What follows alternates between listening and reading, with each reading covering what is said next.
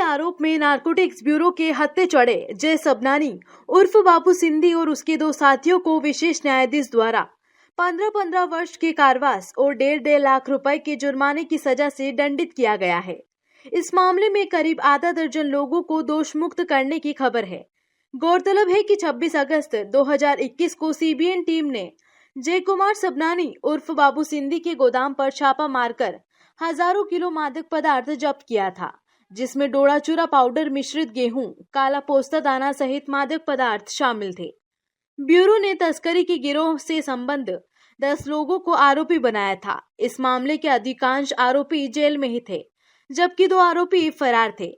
शनिवार देर शाम विशेष न्यायाधीश द्वारा इस मामले में महत्वपूर्ण फैसला दिया गया है, जिसके मुताबिक बताया गया है कि बाबू सिंधी, राजेंद्र शर्मा और अनुराग एरन को 15-15 वर्ष की कारावास और 1.5 लाख रुपए का जुर्माने की सजा सुनाई गई है, जबकि प्रकरण में आरोपी अशोक डांगी, सौरभ कोचट्टा, प्रकाश उर्फ गोलू मोटवानी, पंकज कुमावत, कैलाश गादिया को बरी किया गया है। इलाकों में मंडी के व्यापारी व्यापार के साथ साथ तस्करी में इन्वॉल्व थे। इस प्रकार की सूचना प्राप्त होने पर इनके गोडाउन पे रेड की गई थी।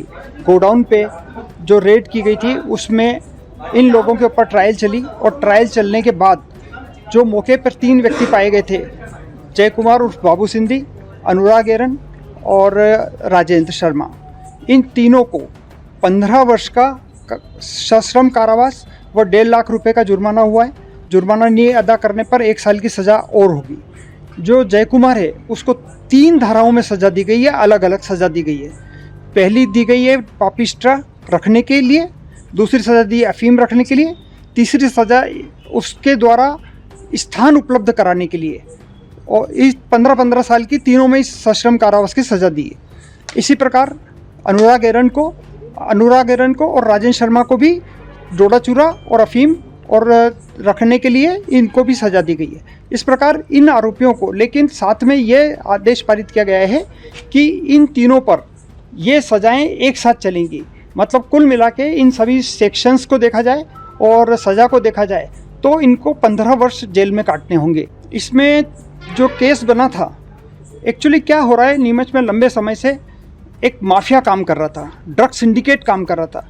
होता क्या था, जैसे गेहूँ है तो डोडा चूरा में गेहूँ मिला के ये बाहर बेचते थे, पोस्ता दाना में अफीम मिला के ये बाहर बेचते थे। होता क्या है कि बाहर जब ये भेजते थे तो ये ऐसा माना जाता था जैसे गेहूँ जा रहा है, दूसरी तरफ ये सब पोस्ता दाना के लाइसेंस ही थे तो ऐसा माना जाता था पोस्ता जा रहा था।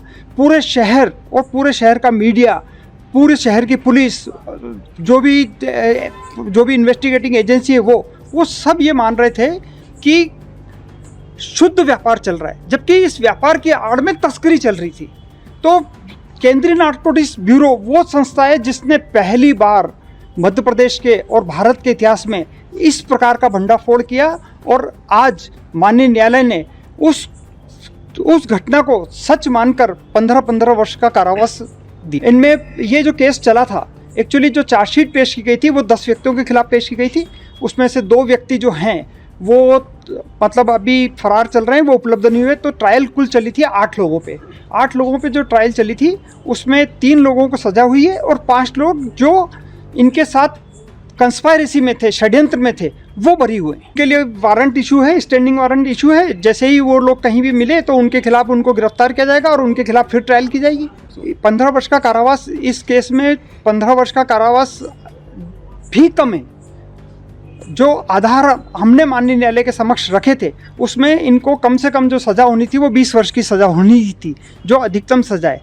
लेकिन माननीय न्यायालय ने सभी पक्षों को सुनने के बाद सभी पक्षों को सुनने के बाद यह निर्णय लिया कि 15 वर्ष का कारावास पर्याप्त है। तो इसमें सबसे बड़ी बात ये थी, जो क्वांटिटी थी वो 25,576 किलो थी।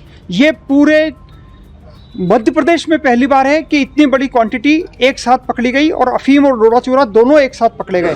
और अफीम जो इसमें केवल अफीम 15,000 किलो से ऊपर जा रही है।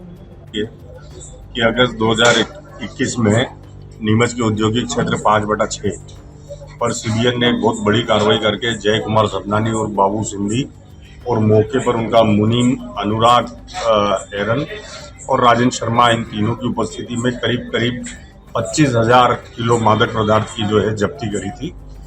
और सीबीएन ने इसमें फर्दर इन्वेस्टिगेशन करते हुए काफ़ी लोगों को मुलजिम बनाया था, जिसमें एक पुलिसकर्मी पंकज कुमावत, सौरभ कच्चेटा, प्रकाश मोटवानी और गोलू, कैलाश गादिया और एक अशोक करके एक और व्यक्ति था, उनको जो है इसमें आरोपी बनाया था।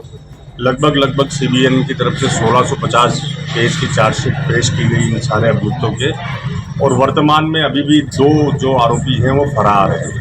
वो अभी अंत तक उनको गिरफ्तार जो है सीबीएन वाले नहीं कर पाए। और बहुचर्चित मामले में आज विशेष न्यायाधीश एनडीपीएस के जो जितेंद्र कुमार बाजोलिया साहब हैं, उनने इस प्रकरण में अपना फैसला सुनाया और मौके पर मौजूद तीनों आरोपियों को उनने दोषी प्रमाणित पाते हुए उन्हें दोषी सिद्ध कर दिया है। अन्य सभी आरोपी को न्यायालय के द्वारा दोषी करार दिया है। जय कुमार सबनानी और बाबू सिंधी और राजेंद्र शर्मा और अनुराग है। देखिए, इस केस में बहुत विचित्र प्रकार का केस था, बहुत विचित्र तरीके की परिस्थितियां बनी।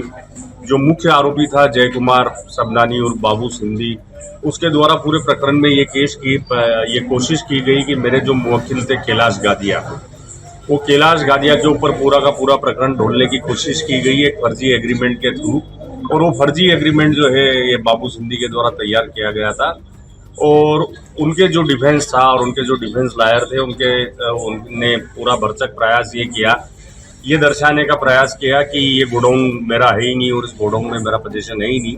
लेकिन इन्वेस्टिगेटिंग एजेंसी जो थी सीबीएन, उनने वो जो तथाकथित एग्रीमेंट था उसको जो है फर्जी पाया। और कैलाश चंद गादिया का आधिपत्य या कैलाश चंद गादिया का कोई एग्रीमेंट इस तरीके का हुआ हो, उसमें सीबीएन वालों ने जो तथाकथित नोटरी होना बताया था, उस शपथकर्ता के बयान लिए, उसके रजिस्टर की प्रमाणित प्रतिलिपि ली और उसमें ये पाया कि कैलाश गादिया ने इस तरीके का कोई भी एग्रीमेंट एग्जीक्यूट किया ही नहीं। इस आधार पे कैलाश गादिया को जो है न्यायालय ने आज बरी कर दिया। प्रकाश उर्फ गोलू मोटवानी, जो मैं सिर्फ मेरे मुवक्किल के आधार पर बात कर सकता हूँ, तो प्रकाश उर्फ गोलू मोटवानी जो था, अगस्त 21 का ये प्रकरण है। और हमारा जो मेन जो बेसिस ये था कि जब प्रकरण पंजीबद्ध हुआ और प्रकाश उर्फ गोलू मोटवानी की गिरफ्तारी के बीच की दरमियानी दिन में प्रकाश उर्फ गोलू मोटवानी पूरी जनसाधारण की जानकारी में भारतीय राष्ट्रीय कांग्रेस से नीमच के एक वार्ड का चुनाव लड़ा। और हमने ये प्रमाणित किया कि वो एक छोटा मोटा जो है प्रॉपर्टी ब्रोकर है और सिर्फ 1% दलाली पे काम करता है और वो सभी के लिए करता है। जैसा आप सब जानते हैं कि किसी के माथे पे ये नहीं लिखा रहता है कि वो क्या काम, वो मौके पे थे और उनसे कॉन्शियस पोजीशन था, वो मौके पे थे जहाँ से इतनी बड़ी मात्रा में जो मादक पदार्थ जब्त हुआ।